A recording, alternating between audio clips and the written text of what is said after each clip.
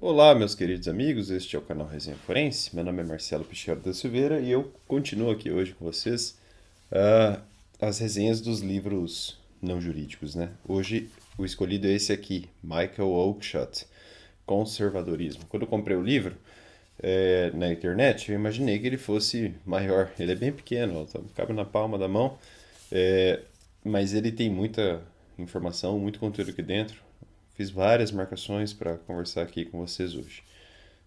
A primeira vez que eu ouvi falar do Oakeshott foi com o João Pereira Coutinho. Depois o Pondé mencionou ele numa conferência, palestra, alguma coisa nesse sentido. E depois eu ouvi falar do Oakeshott pelo Eduardo José da Fonseca Costa. E aí eu acabei me interessando, comprei a obra, né, esse pequeno livro, para tentar extrair alguma coisa, porque não há ainda traduções dos outros livros do Oakeshott para o português.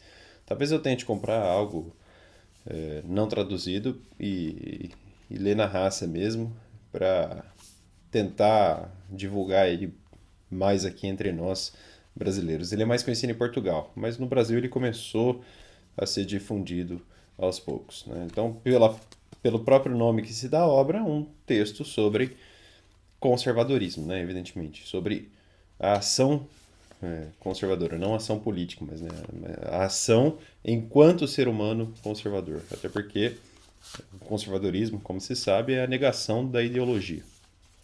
Então, qual é o objeto disso aqui que ele chama de ensaio? O Oakeshott chama isso de ensaio. Deixa eu só pegar minha caixinha de clips aqui para guardá-los enquanto eu vou tirando. Só um segundo. Então, como eu ia falando, o objetivo dele é um ensaio e ele tem um objetivo. Qual é o objetivo? O objetivo deste ensaio, diz agora o Oakeshott, só para constar, fazer justiça aqui, editora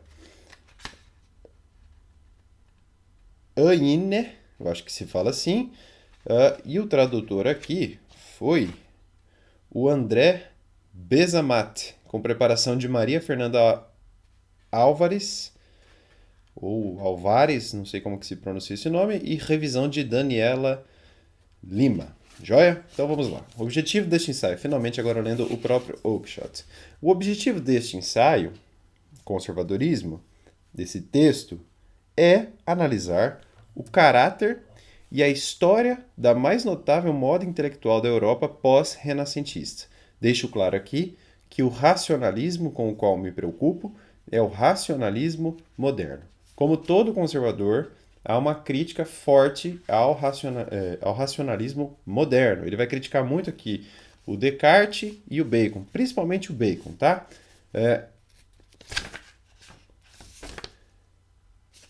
E aí ele diz o seguinte: a maior vitória aparente do racionalismo se deu na política, né? Descambou para a política, não só para outras ciências, mas para a política enquanto prática política. E esse é o grande problema.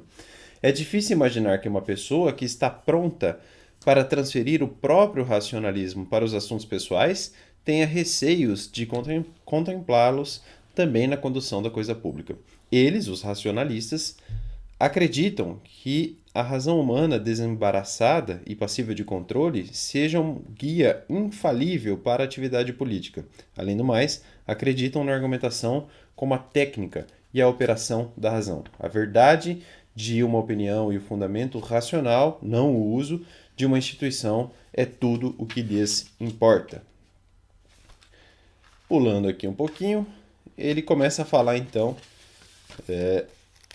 de como isso chegou na política, né? Como o racionalismo influenciou a política.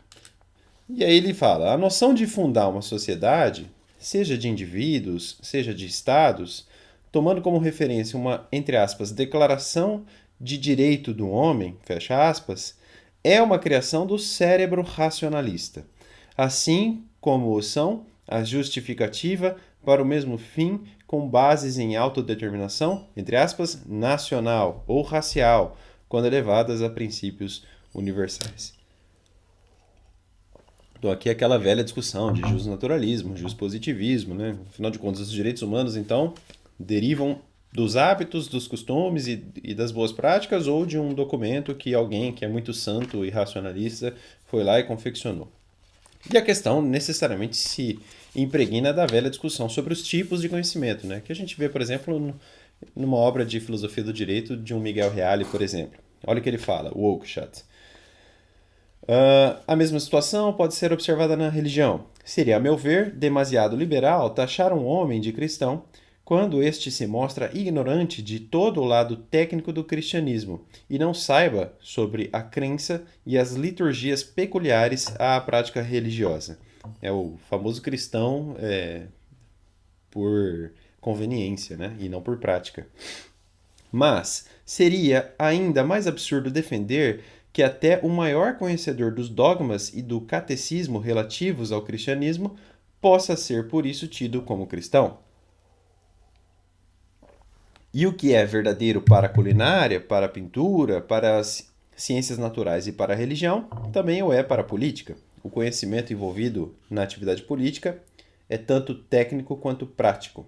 A bem da verdade, assim como em toda a arte que tem o homem como o matéria-prima, tá assim, escrito assim, SIC, portanto, a título de exemplo, a medicina, a administração industrial, a diplomacia, e aí, portanto, o direito internacional, e a arte do comando militar, o conhecimento que permeia a política é eminentemente constituído desse caráter dual. E aí há um know-how por trás disso, né? Resumindo, em nenhuma área, especialmente na política, é possível separar o conhecimento técnico do prático, assim como em nenhum campo eles podem ser considerados idênticos entre si e, por consequente, um assumir o lugar do outro. Por que que isso é interessante? Por exemplo, eu tenho especialização em direito administrativo, mas eu não tenho habilidade política nenhuma. Eu nunca fiz uma licitação.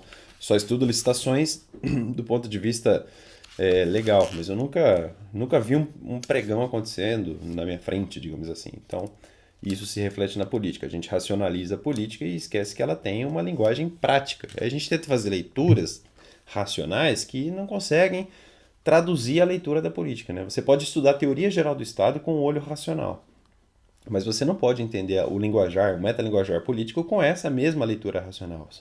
É outro jeitão de ver o mundo. O Eric Wagner fala isso, né? No Hitler e os Alemães. O Eric Wagner fala assim, não adianta você agora querer fazer aqui uma teoria geral do Estado, entender o que é uma monarquia, uma república, etc, etc. E é o que as pessoas às vezes fazem. Então não adianta ler Said Maluf e querer encaixar, né, o que o Said Maluf falou com o que aconteceu no nazismo. Né? É outro linguajar. Né? Reúne uma série de habilidades que não são condensadas ou que você não consegue colocar isso no manual para aprender isso. Né? Isso vem de geração para geração. E aí ele fala, né, como eu falei, o conhecimento técnico, como vimos, é suscetível de ser formulado através de regras, princípios, direções, máximas, proposições.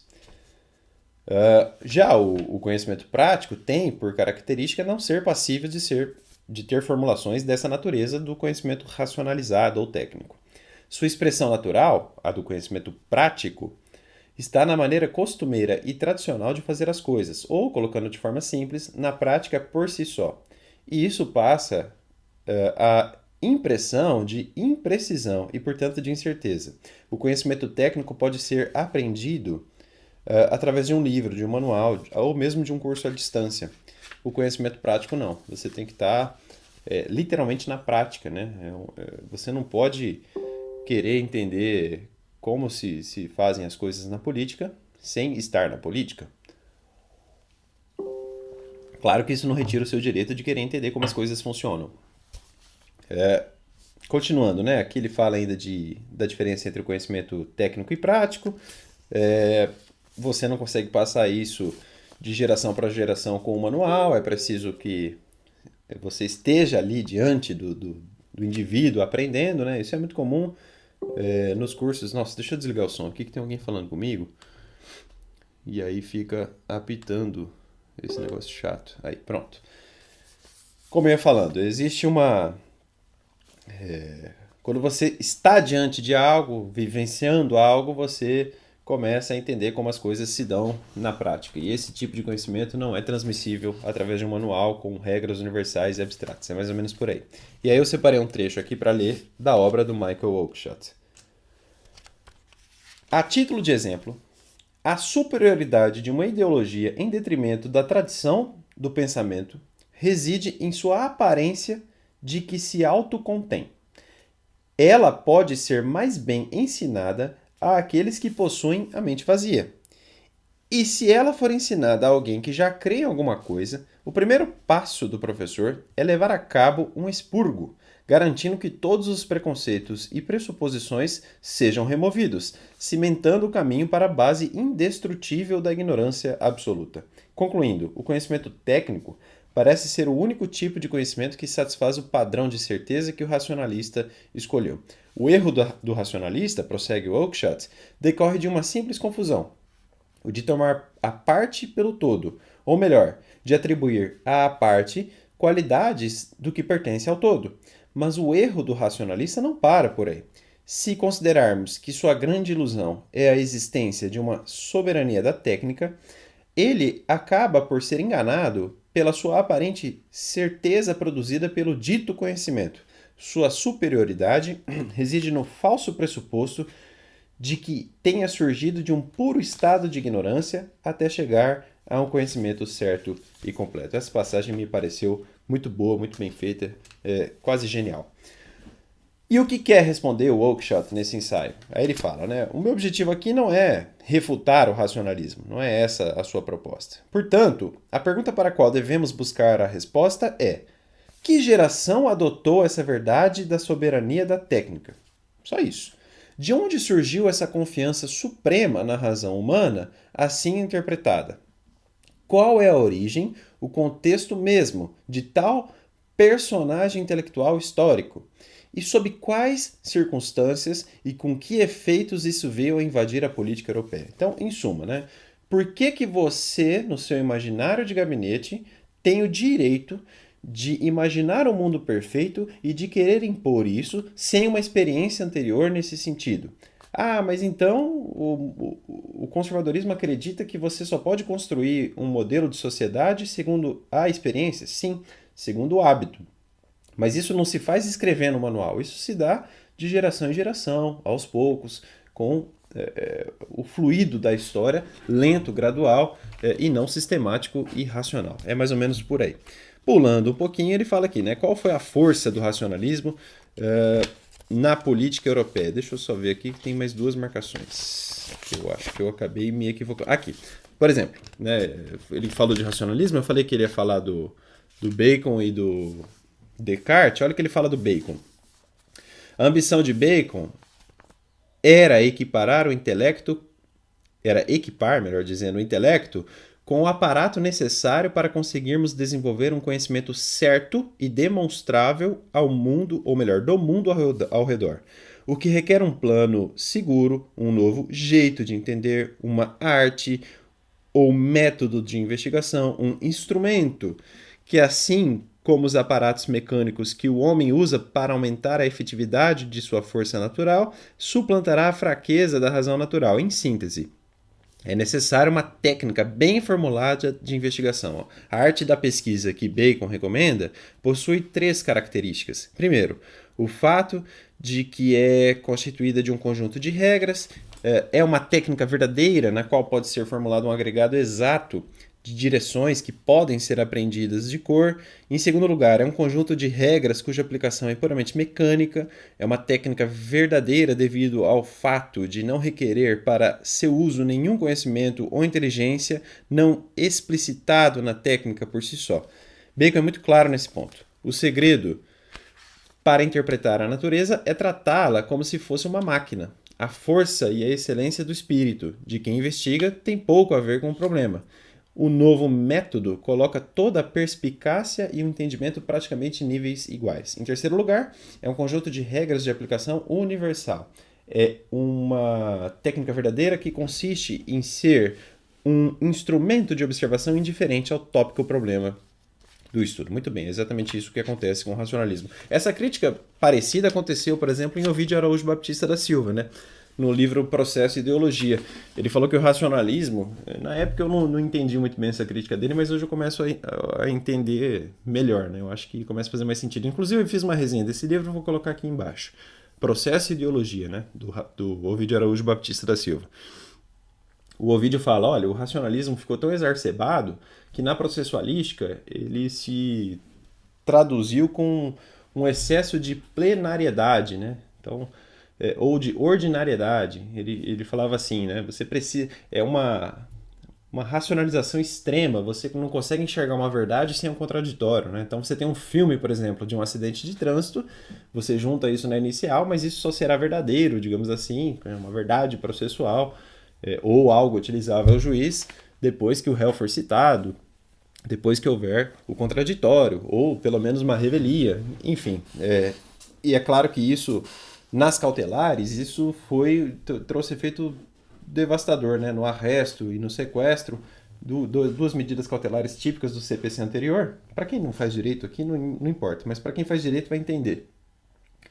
Essas cautelares eram mais facilmente utilizadas na Idade Média, né? Não com esses nomes, mas se você estudar o direito romano, você vai ver que as coisas tinham uma efetividade mais dura, né? Eles não tinham essa preocupação, entre aspas, exagerada com formalismos, né? Que a gente tem porque a gente transformou o contraditório em ampla defesa num bastão da razão, né? Então, é o jeito que a gente encontrou nos tempos modernos e até no final da Idade Média para chegar nesse patamar. E o que ele fala do Descartes, né? Descartes, aos moldes de Bacon, se inspirou no que parece ser os defeitos da investigação contemporânea. Ele também percebeu uma falta de consciência e de uma formulação técnica precisa nas inquirições. E o método proposto no discurso do método, né? Discours de la méthode, e no Regulae, correspondente, eu não sei falar francês, correspondente muito ao Novum Organum, acho que ali era latim. Para Descartes, não menos do que para Bacon, o intento era cristalino, a certeza. Um conhecimento seguro só pode florescer em uma mente vazia. A técnica da pesquisa, repita-se, se inicia com uma faxina geral na mente. O primeiro princípio de Descartes é de ne recevoir jamais qu'une chose pour vrai que je ne la conus evidentement être telle. Não sei falar francês, tem um trecho aqui todo em francês, o Oakeshott, ou pelo menos o tradutor que podia ter feito uma nota. Mais adiante, em segundo lugar, a técnica da investigação formulada dentro de um conjunto de regras compõe idealmente um método infalível cuja aplicação é mecânica universal. Enfim, Descartes e Bacon são expressões, são pessoas que personificaram esse pensamento europeu renascentista, racionalista, etc. O próprio Ovídio Araújo Baptista da Silva fala também do Descartes. Lembrando que eu coloco aqui embaixo a resenha que eu fiz dele. E a força do racionalismo foi bastante clara, né? Nem a religião, nem a ciência natural, nem a educação e nem mesmo a conduta de vida escaparam da influência do novo racionalismo europeu, esse racionalismo moderno, né? Nenhuma atividade estava imune, nenhuma sociedade foi poupada.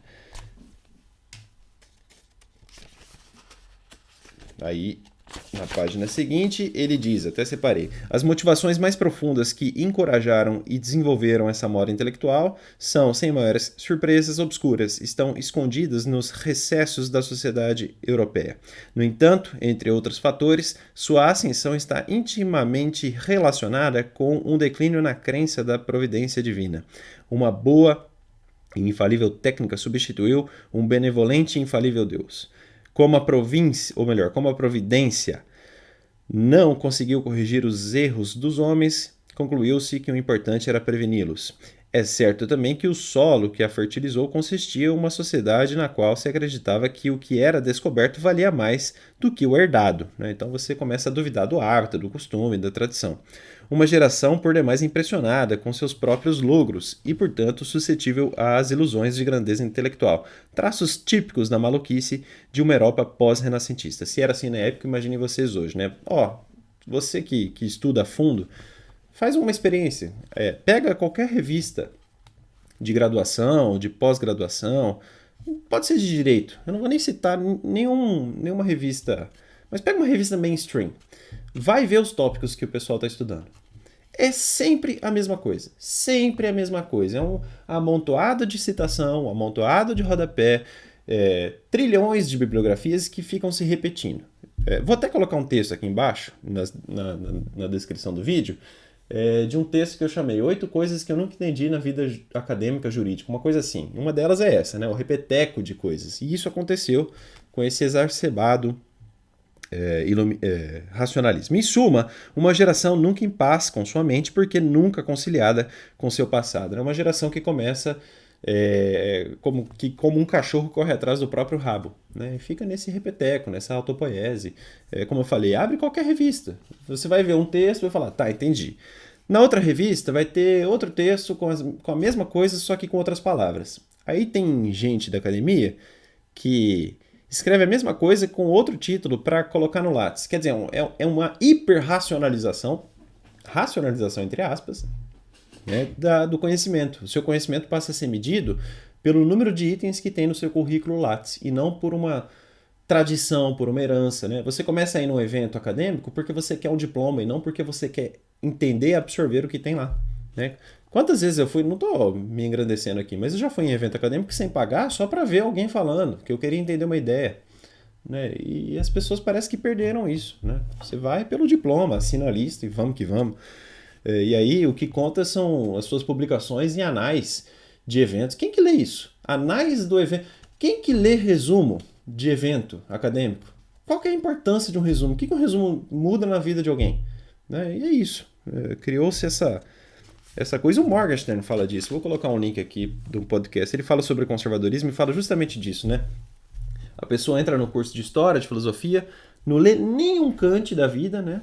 Para falar de modernismo. Aí ele lê só assim, aquela pessoa que escreveu nos anos 90 e fica naquilo. E ela acha que está destruindo, né? Aí em 2020, a gente está quase em 2020, o pessoal vai começar a ler só de 2010 para frente e vai ficando cada vez menor. Né? E aí tudo que tem na herança antiga, moderna, pré-moderna, fica para trás e ninguém lembra e acha que é passado, etc, etc. Homens desvairados, sedentos por parecer educados, mas incapazes de apreciar o detalhe concreto de toda a sua herança. É o que diz Michael Oakeshott. Infelizmente, as pessoas param de ligar para os seus antepassados. Né? Na USP, antigamente, se dava valor aos grandes homens e professores que passaram lá dentro. Ninguém mais lembra do Miguel Reale. Então, é isso. E a política absorveu o racionalismo. Né? Era improvável que a política como um todo, diz o Oakeshott, escapasse de um estilo intelectual tão forte e eloquente como esse, ou melhor, como desse racionalismo. Né? Um tsunami ideológico, como ele coloca aqui. A ideologia é a nova religião, até falei disso no vídeo passado. As ideias têm consequências do Richard River. Vou colocar o link para essa resenha aqui embaixo. Né? Olha só, a ideologia como a nova religião. A profundidade a que chegou a invasão do ímpeto racionalista em nosso pensamento e a prática política é ilustrada pela extensão com que o comportamento tradicional foi cedendo lugar à ideologia e pela proporção com que a política da destruição e da criação substituiu a da reparação, sedimentando a ideia de que tudo que fora planejado, consciente e deliberadamente é preferível, justamente por isso, ao que foi sendo moldado de maneira inconsciente com o passar dos anos. A conversão de hábitos comportamentais, sempre adaptáveis e nunca fixos e acabados em rígidos sistemas formados de ideias abstratas, não é, obviamente, algo novo. Pelo menos no que diz respeito à Inglaterra, tal fenômeno começou no século XVII, no alvorecer da política racionalista. Muito bem. E aí ele fala da cultura do manual, né? O caderninho de instruções, o manual, contém somente o que cabe em suas páginas, regras técnicas. Então, o cara quer ser juiz, quer ser promotor de justiça, ele acha que leis esquematizadas é tudo que basta. Ele acha que ler lei seca é tudo que basta. Ele acha que, pronto, você passa no concurso, você tem o poder da razão para julgar o destino e a vida das pessoas. Né? Que se dane a filosofia, que se dane a herança, que se dane a tradição.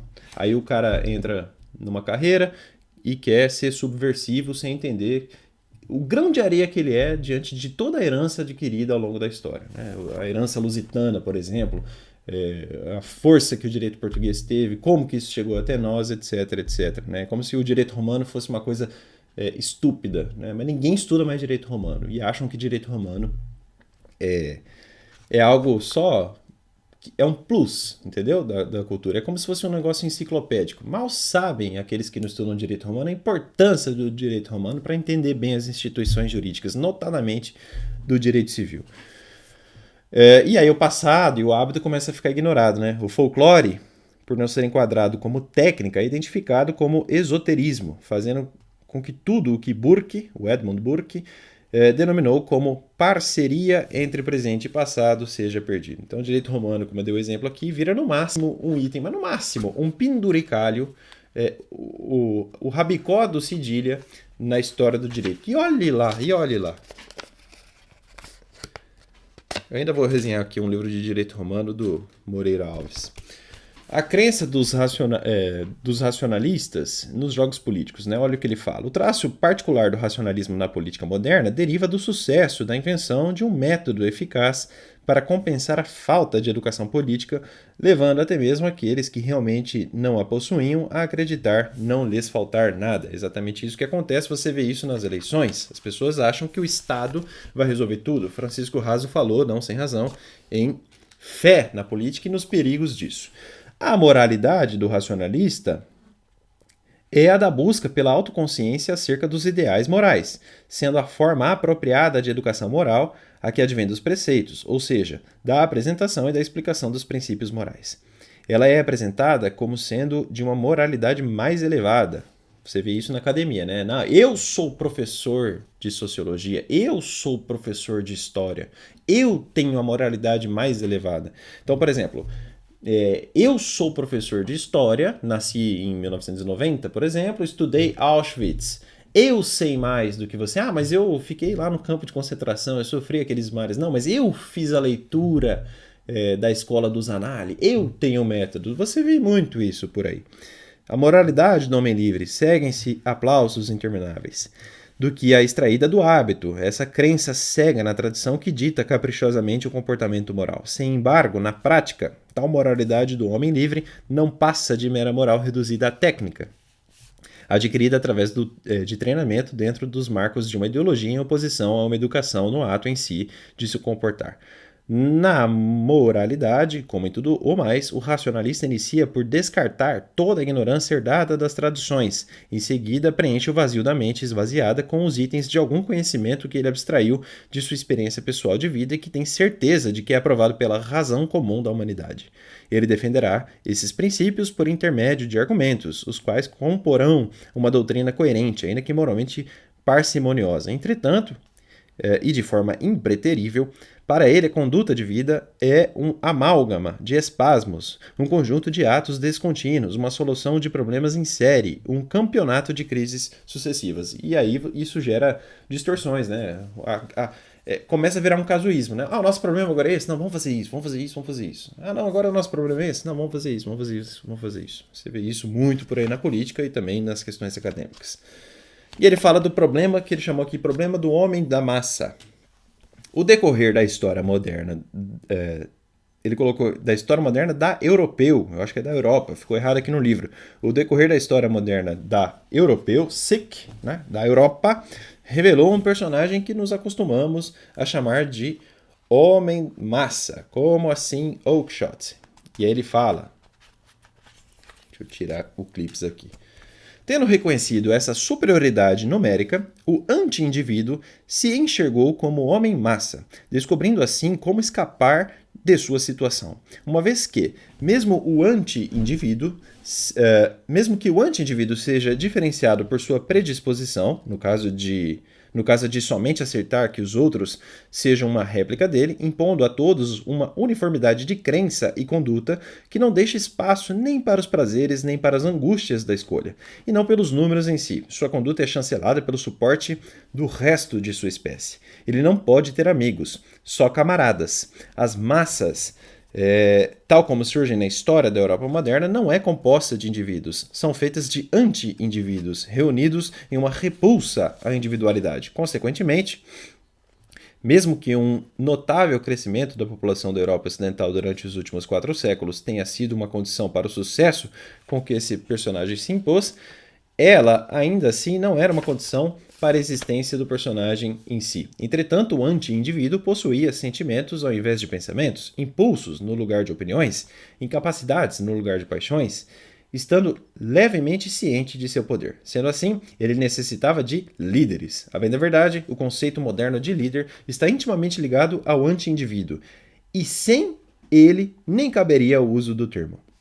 Uma associação de indivíduos exige um governante, não havendo lugar para um líder. O anti-indivíduo precisava, melhor dizendo, de alguém para lhe dizer o que pensar. Seus impulsos tinham de ser transformados em desejos e estes em projetos. Ele tinha que se fazer convencido de seu poder. Tais eram as tarefas do líder. Realmente, se analisarmos sobre certa ótica, as massas podem ser vistas como a invenção de seus líderes, né? Esse é o fruto do racionalismo, ou melhor, das ideologias com o racionalismo, né? E o que essa política, né, ou essa política impregnada de racionalismo criou? Portanto, nesses e em outros dispositivos constitucionais e em hábitos de conduta política menos formais, fora gerada uma nova arte de política. A arte não de governar, ou seja, de buscar os ajustes mais práticos na resolução de choques ou de interesses, nem mesmo de manter o apoio de uma maioria de indivíduos em uma assembleia parlamentar, mas sim de saber qual oferta obterá o maior número de votos e anunciando-a de tal maneira que pareça emanar do povo. A arte, em suma, de liderar nos termos modernos. Além do mais, é sabido de antemão qual oferta obterá o maior número de votos. O caráter do homem-massa é tal que será incitado somente pela promessa de salvação. E qualquer um que a prometer poderá com toda a confiança demandar poder ilimitado que lhe será dado. É o que aconteceu no nazismo, é o que aconteceu na Rússia soviética. Uma anti-individualidade, uma nova moralidade. E qual é a predisposição do homem-massa? Sua predisposição é outorgar ao governo poder e autoridade jamais vistos na história. Então o pessoal critica a monarquia, né? Eu acho que nenhum monarca teve tanto poder. Você não via nenhum rei transportando tropa para lá e para cá, né? Mas você viu um Hitler mandando tropa do oeste ao leste e do leste ao oeste da Europa num apertar de botão, né? Numa canetada ele fazia isso. Nenhum rei fez isso na Idade Média, mas um líder republicano assim o fez, né? E a Revolução Francesa é tida como a água benta dos tempos modernos. Resumindo, a predisposição em ser um anti-indivíduo é algo a que todo europeu tem uma propensão. O homem-massa é somente alguém em que essa propensão é dominante. É claro que isso não funcionou, né? São falsas promessas. Um mundo onde o homem-massa exercesse um poder social completo seria um mundo em que a atividade de governar fosse entendida unicamente como a imposição de uma condição essencial da circunstância humana. Um mundo onde o governo popular tivesse tomado o lugar do governo parlamentarista. Um mundo onde os direitos civis da individualidade tivessem sido revogados pelos direitos sociais dos anti-indivíduos. E não há evidências de que vivemos em tal mundo. Certamente o homem-massa fundamentou sua emergência em uma moral e em uma forma de governo convenientes. Ele tentou transformar o mundo em uma réplica dele mesmo, ao que não fracassou de todo. Buscou usufruir do que não tem capacidade de criar, e tudo que lhe coube tocar permanece até hoje manchado.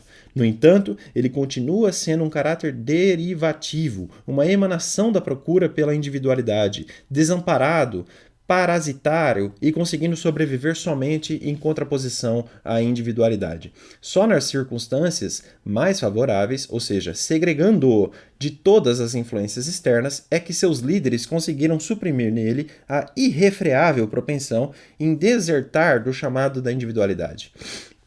Ele se impôs enfaticamente apenas onde a relíquia da moralidade dos laços comunais sobreviveu para emprestar algum senso de plausibilidade em seus impulsos. Alhures, as modificações que ele provocou nas formas de governo e nas crenças morais foram abrangentes, porém a noção de que tenham erradicado a moral da individualidade e o governo parlamentarista é descabida. Seu amor próprio é deveras exíguo para que disponha efetivamente do único poder que lhe pertence, qual seja sua superioridade numérica, votos. A ela falta paixão, mais do que razão. Ele possui um passado em que lhe ensinaram a admirar a si mesmos e suas antipatias. Possui um presente onde normalmente é objeto de um mal velado desdém de seus líderes. Apesar das premonições políticas que lhe atribuem um futuro heróico. A verdade é que sua natureza de caráter não mente, ele não tem nada de herói. O assalto do homem massa abalou, mas não destruiu o prestígio da individualidade. Ainda bem, né? Mesmo o anti-indivíduo, cuja salvação está na fuga, não conseguiu fugir a ela.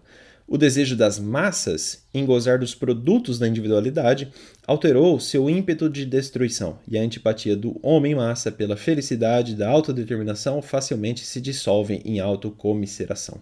Considerando todos os pontos principais, o indivíduo ainda aparece como a substância e um anti-indivíduo como a sua sombra.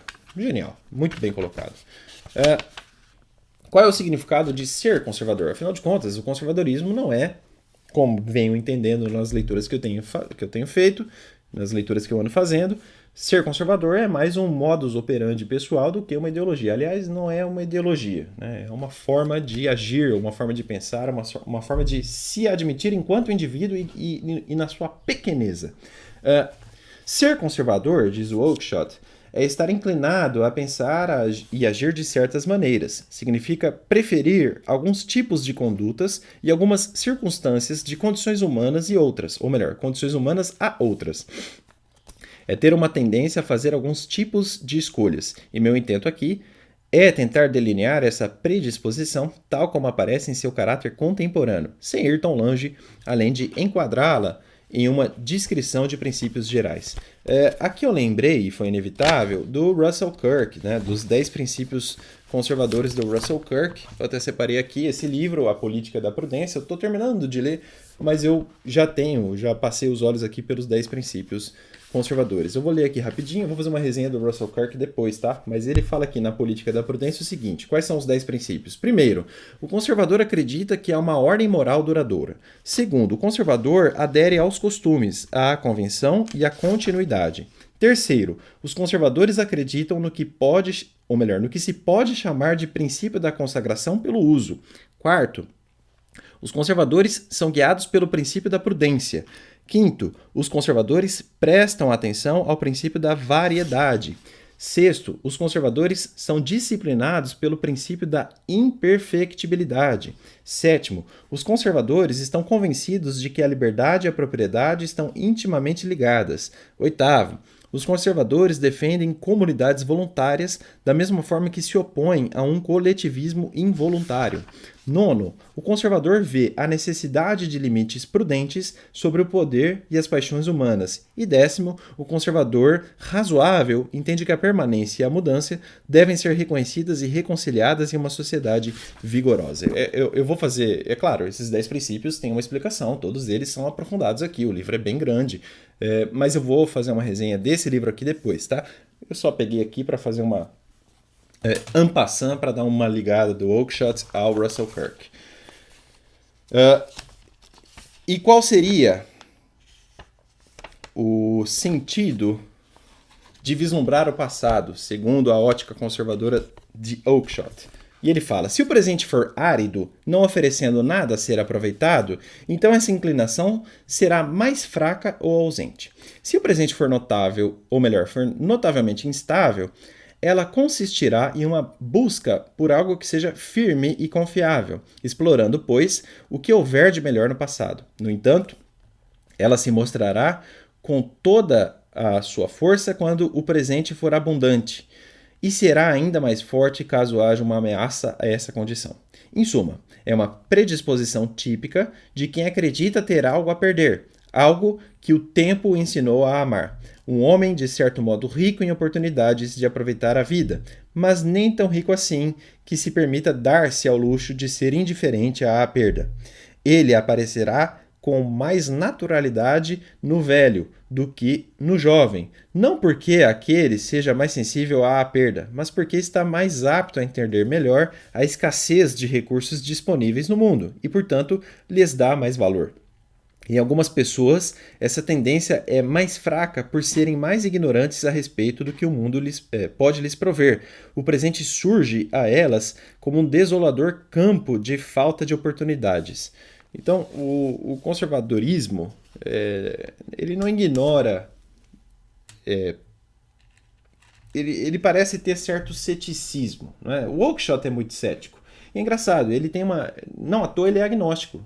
Ele não é religioso, ele é agnóstico. O pessoal fica falando, conservadorismo é coisa de religioso. Não é bem assim, o Oakeshott é agnóstico. O Pondé aqui no Brasil é ateu. É claro que existem propostas metafísicas e menos imanentes, como o Russell Kirk, que é um católico, né? O Eric Voegelin, que é católico mesmo.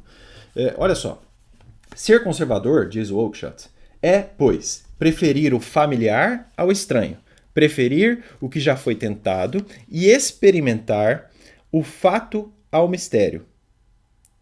Desculpe, eu vou ler de novo que ficou confuso. Ser conservador é, pois, preferir o familiar ao estranho, preferir o que já foi tentado a experimentar, o fato ao mistério, o concreto ao possível, ficou melhor, o limitado ao infinito, o que está perto ao distante, o suficiente ao abundante, o conveniente ao perfeito, a risada momentânea à felicidade eterna. Olha o ceticismo. Relações familiares e lealdades têm preferência sobre o fascínio pelas alianças de momento. Muito melhor uma associação da qual você faça parte voluntariamente do que um coletivismo duro, bruto, que chega no governo e que coloca sobre sua cabeça. Não é? O que importa é você, como indivíduo, em sua família, com sua comunidade de amigos, e não um governo abstrato, nem metafísico, né? Abstrato do ponto de vista, na lógica concreta, abstrata. Né? O que importa mesmo é a nossa ação como indivíduos na vida. Né? Passa as eleições, o que importa? A sua relação com a sua mãe, com seu pai, com seus irmãos, com seus amigos, com a sua esposa, com seus filhos. É isso que importa. Relações familiares e lealdades, olha só, têm preferência sobre o fascínio pelas alianças de momento, como eu falei. Comprar e aumentar é menos importante do que manter, cultivar e aproveitar. A tristeza da perda é mais aguda do que a empolgação pela novidade e pela promessa. É verdade. Perder é mais difícil do que ganhar. Significa, ou melhor, perder é mais difícil do que não ganhar, né? Melhor colocando. Significa viver dentro dos limites do patrimônio, usufruir dos meios possíveis da riqueza, contentar-se com a necessidade de maior perfeição que é exigida a cada um em dada circunstância. Para algumas pessoas, esta postura seria fruto de uma escolha. Para outras, seria uma predisposição que surge naturalmente, com maior ou menor frequência em suas preferências e aversões, sem que tenham sido escolhidas ou especificamente cultivadas. As mudanças não afetam a vida somente de quem não percebe nada, de quem não tem noção do que possui, ou seja, um apático. Elas somente podem ser recebidas de braços abertos por aqueles que não prezam por nada, cujos apegos são fugazes e que são estranhos ao amor e à afeição. E o conservador aceita as mudanças, né? Ele tende a ser mais tolerável às pequenas e lentas mudanças do que às abruptas e de grande escala, valorizando toda a aparência de continuidade. O conservador tem alergia à revolução, ele não gosta de revolução. Você vê o Burke falando da Revolução Francesa, o pessoal fala que a Revolução Francesa foi uma coisa maravilhosa, mas no fim das contas significou uma decapitação pública de pessoas, né? Arrancar a cabeça de gente em público, né? Aí o pessoal fala, eu até falo aqui, né? Beccaria, iluminista, não sei o quê. O iluminismo francês descambou na Revolução Francesa e deu no que deu. Né? E não resolveu nada. Depois veio Napoleão, veio guerra, veio um monte de coisa. Então a fé na política gera desconfiança do conservador, que é tão cético, né? Ele é cético em relação à política.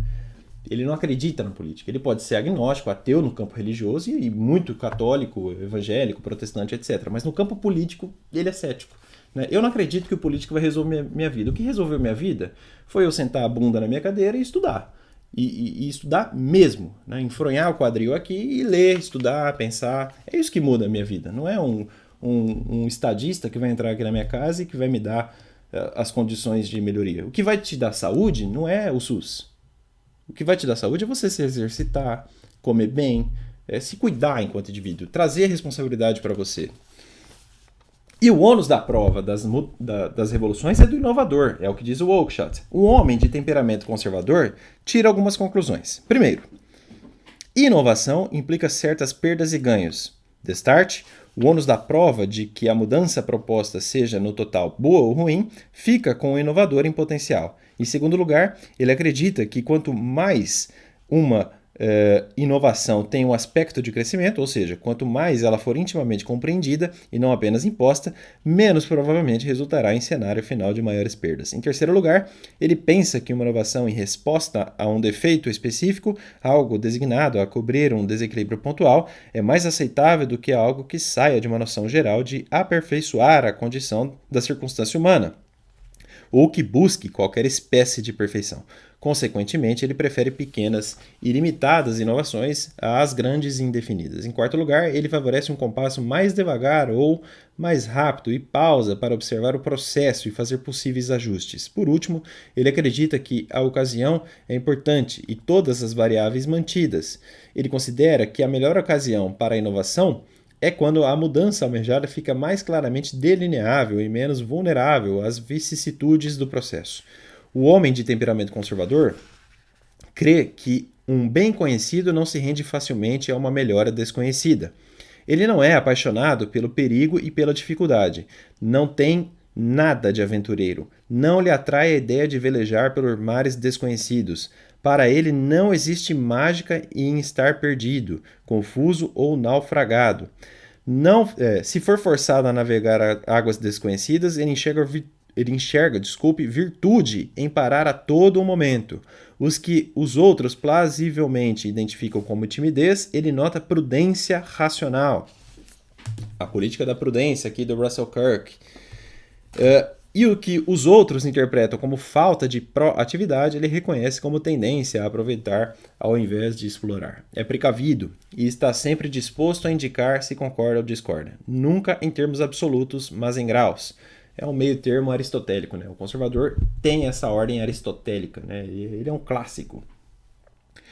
Como eu disse, né? É precavido e está sempre disposto a indicar se concorda ou discorda. Nunca em termos absolutos, mas em graus. Meio termo. Seu paradigma o obriga a enxergar, dada a situação de mudança nos termos da propensão, para romper com a familiaridade dos aspectos do seu mundo. E aí, chegando mais à parte final da obra, o Oakeshott fala, né? O Michael Oakeshott.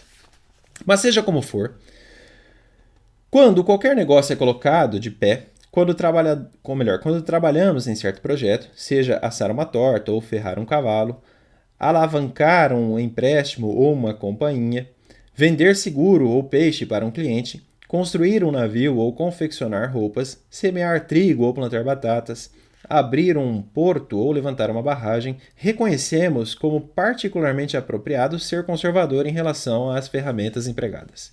Se o projeto for grande, colocamos alguém que tenha ampla experiência de campo e esperamos dele que contrate empregados habilidosos que saibam utilizar o repertório de ferramentas em estoque.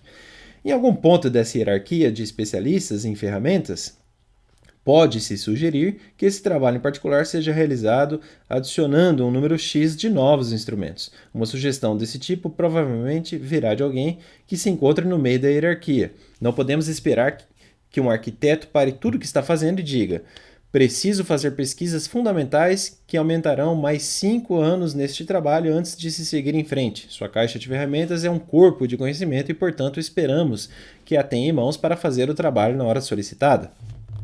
E tampouco esperamos que um homem no fim da cadeia hierárquica disponha de ferramentas inadequadas para a realização de sua tarefa. Mas, mesmo que tal sugestão seja feita e eventualmente aceita, ainda assim não muda o fato de que a predisposição a ser conservador seja dominante no que concerne ao uso total das ferramentas. Sabendo a verdade, nenhum trabalho seria realizado e nenhum negócio sairia do papel caso nossa inclinação não fosse de caráter conservador. E, como fazer qualquer tipo de negócio nos ocupa a maior parte do tempo e pouco é feito sem o uso de alguma ferramenta, a predisposição conservadora detém porção considerável de nosso caráter. Um carpinteiro, mesmo que se disponha a fazer um trabalho que nunca fez antes, ainda assim chega com sua caixa de ferramentas e usará os conhecimentos que possui e tendo em vista o que já fez no passado. Se um bobeiro tivesse que inventar a cada tarefa novas formas de usar suas ferramentas, é provável que demorasse consideravelmente mais. Ninguém questiona o valor do dinheiro no mercado. Nenhum negócio seria possível se, antes de pesar um prato de queijo ou servir um copo de cerveja, o padrão de medida fosse questionado a todo tempo. Um cirurgião não interrompe uma operação para redesenhar seus instrumentos. A Federação de Cricket não autoriza uma nova largura dos bastões ou um novo peso de bola no meio da temporada. Quando a sua casa está pegando fogo, você não liga para a prefeitura reclamando das condições ambientes que possivelmente levaram ao acidente. Ao menos que você seja louco, você liga para o corpo de bombeiros. Um músico pode improvisar uma música, embora seja inapto para inventar um novo instrumento musical. Sempre quando um trabalho complicado tem que ser feito, o trabalhador vai preferir fazer uso da ferramenta que lhe seja mais familiar dentre as que se encontram em sua caixa, mesmo que haja alguma entre elas mais moderna e supostamente mais eficiente. Não há dúvida de que há lugares e lugares para ser radical e aproveitar para testar uma nova ferramenta ou inovar no uso de uma já antiga, mas ainda assim tais ocasiões exigem uma postura conservadora no manejo. É assim na política, ou é assim que o conservador acha que tem que ser na política. Agora, o que é verdade em relação a ferramentas em geral, diferentemente de projetos, é ainda mais pertinente em relação a ferramentas de uso mais comum, qual seja, regras gerais de conduta. Se a familiaridade que brota da imunidade a mudanças é apropriada a martelos e pinças e a bastões e bolas, ela é ainda mais apropriada a, por exemplo, rotina de escritório. Sem dúvida, as rotinas são passíveis de melhoras, mas quanto mais familiares elas se tornam, melhores elas são. Não ter predisposição em relação à rotina não faz o menor sentido. É lógico que surgem situações em que se faz necessário abrir uma exceção. No entanto, o fato é que a predisposição em ser conservador, em detrimento de ser reformista, não muda. Considere a conduta de uma sessão pública, as regras de debate no Congresso ou os procedimentos de uma corte de justiça. A principal virtude desses arranjos é que eles são fixos e familiares, estabelecem e satisfazem certas expectativas, permitem que sejam elencadas em ordem de importância reivindicações mais ou menos relevantes, preservam o sistema de choques externos e assim guardam a energia, etc, etc. Tudo isso descamba para o político conservador, né? Então, se você for presidente da República, se você for prefeito, se você assumir uma tarefa no âmbito do Estado, da política, é claro que o manual lá de direito administrativo lhe será muito útil, mas você adota sim uma política de prudência. Se você tiver juízo, você é em certa medida conservador. Você não vai sair fazendo maluquice por aí sem pensar um pouco antes no que fazer. É verdadeiro que muitas dessas crenças, de fato, pertenciam a muitos conservadores na política, e também pode ser verdade que muitas dessas pessoas acreditavam que levantar essas bandeiras era a prova de que possuíam uma predisposição a ser conservador. No entanto, da forma como entendo, aqui o Oakeshott falando, o temperamento conservador não implica que alguém tenha que acreditar nessas verdades ou lutar por elas. A bem da verdade, não acho que ele tenha que estar conectado com nenhuma bandeira em particular sobre o universo, sobre o mundo em geral ou sobre a conduta humana. O que o diferencia no contexto político está relacionado com as crenças na forma como a política deve ser costurada no dia a dia e como devem funcionar os instrumentos de governo. Vamos começar pelo que acredito ser o ponto de partida, não de maneira empírica, mas com nós mesmos e como vivemos ou viemos ao mundo.